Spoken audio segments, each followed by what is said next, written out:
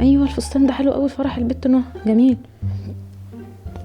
ايه ده ايه ده ايه ده ايه الهالات دي كلها؟ يا لهوي الهالات دي كلها بقت لي انا لوحدي. انا مش شكلي عامله شلبانده كده ليه يا خبر؟ الساعه 5 وانا لسه ما نمتش. انا مش عارفه بس يا ربي. انا شفت كده اي كريم بسرعه كده على النت لعلاج الهالات، طبعا في اسبوع انا مش هلحق احضر نفسي كده للفرح. دكتور منى منزله فيديو عن الهالات. الهالات عمرها ما هتتعالج لوحدها بالكريمات.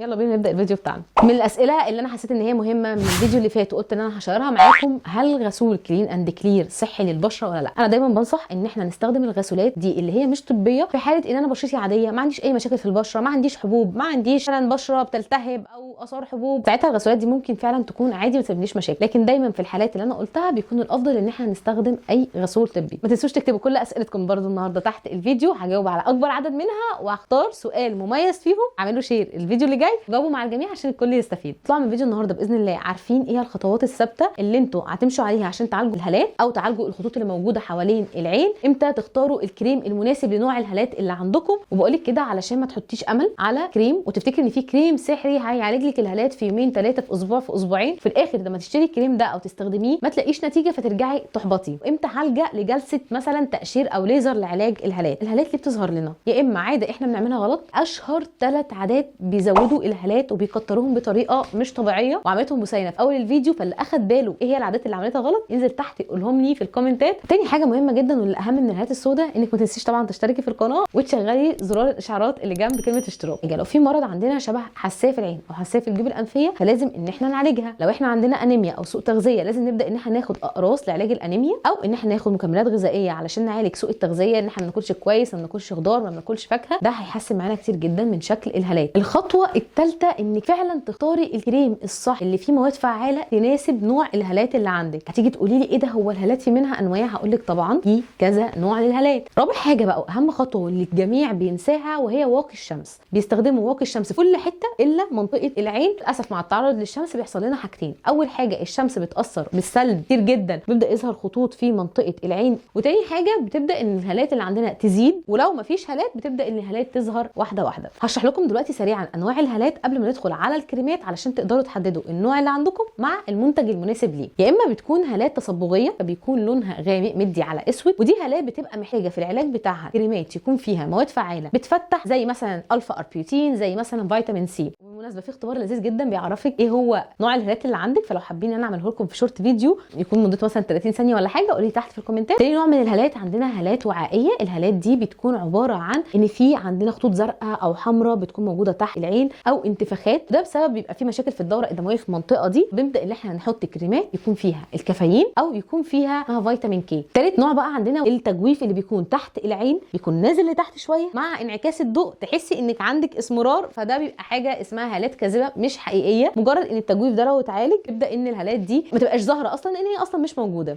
نيجي نخش على تاني موضوع وهي الخطوط الرفيعه اللي بتكون موجوده حوالين العين. افضل كريمات تقدروا انكم تستخدموها اللي هي بيكون فيها ماده الريتينويد، تساعد معانا على تحفيز الكولاجين، فده بيملى معانا الخطوط الرفيعه. وتاني ماده فعاله تقدري انك تستخدميها وهتلاقي منها نتائج هي مواد اسمها بيبتايدز. المادتين دول لو ما لقيتهمش في الكريمات اعرفي ان الكريمات دي مش هتساعد معاكي على ان هي تقلل من شكل الخطوط. وللامانه الخطوط لو كانت عميقه فهيكون افضل علاج ليها انك تحقني فيلر او بوتوكس على حسب ما الدكتور هيحدد معاكي علشان يقلل معاكي شكل الخطوط اللي موجوده. طب عشان اتجنب اصلا ان انا يظهر لي خطوط تحت العين احنا بنهتم بترطيب المناطق دي باي كريمات للعين بيكون فيها ماده الهيالورونيك اسيد. تعالوا اقول لكم كده ترشيحات لافضل كريمات تقدروا تستخدموها. هقول لكم مجموعه كتيره من الكريمات الغاليه وبرده الكريمات اللي سعرها يعتبر معقول علشان يبقى في متناول الجميع. اول كريم هو يورياج ديبي ديرم وايت، من افضل الكريمات اللي تقدري تستخدميها لو عندك هالات سودا وكمان انتفاخات تحت العين. تاني كريم كويس جدا للانتفاخات هو لاروش بوسي اي كريم. هو سعره غالي شويه بس الاداه اللي فيه المعدن بتعمل مساج لطيف جدا حوالين العين فبتقلل معاكي الانتفاخات بطريقه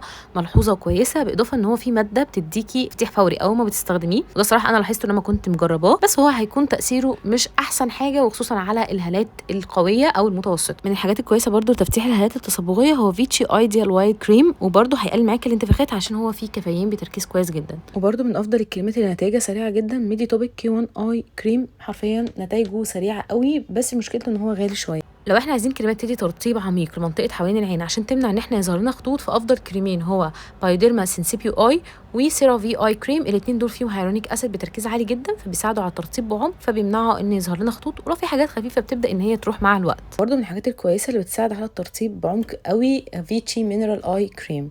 نيجي بقى للخطوط اللي حوالين العين، من افضل المجموعات اللي بتعالجها يوسيرين فوليوم فيلر اي كريم. ده يعتبر من اكتر الحاجات الكويسه جدا، وفي كمان عامل حمايه من الشمس. وبرده من الكريمات الكويسه للتجاعيد اللي حوالين العين يورياج ايج بروتكت، واللي بيميزه اكتر عن اي كريم تاني ان هو فيه فلترز بتحمي من الضوء اللي بيطلع من الموبايل او اي ضوء ممكن يسبب لنا تجاعيد او مشاكل حوالين العين. تاني كريم كويس جدا فيشي ليفت اكتيف اي كريم. ده من الحاجات اللي برده بتقلل كتير جدا من الخطوط اللي بتكون موجوده حوالين العين. واخر حاجه مجموعه افين فيزيو ليفت، دي برده بتعالج الخطوط، وشبه ما قلت لكم فيها المواد الفعاله اللي احنا قلنا بتساعد ان هي تحفز معانا انتاج الكولاجين، فالخطوط تبدا ان هي تروح. ندخل بقى على كريمات اقتصاديه في متناول الجميع. اول كريم فيهم جازك اي كونتور وفيردكس اي كونتور. من الحاجات الكويسه تقدروا تستخدموها لو الهالات عندكم خفيفه او شويه متوسطه بس ما تكونش شديده. وكمان ارجنتو اي كونتور وبي ان بي اي كونتور من الحاجات الكويسه اللي هتديكي ترطيب وفي نفس الوقت هتقلل معاكي من شكل الهالات. حاجتين مهمين جدا، الهالات مش هتروح بالكريمات لو انت فعلا بتعملي العادات الغلط اللي احنا قلنا عليها في اول فيديو بسينه كانت بتعملها. تاني حاجه لو الهالات عندك مزمنه شديده جدا او وراثيه، فالكريمات هيكون تاثيرها ضعيف شويه. في الحاله دي بنلجا ان احنا نعمل جلسات تقشير او ليزر او ديرمابين بميزوثيرابي في منطقه الهالات، وده بيحسن كتير جدا جدا جدا جدا من شكلها. فيديو النهارده كده خلاص. اتمنى لو الفيديو عجبكم يا ريت انكم تشيروه مع كل اصحابكم، ولو عندكم اي سؤال اكتبوا لي تحت في الكومنتات.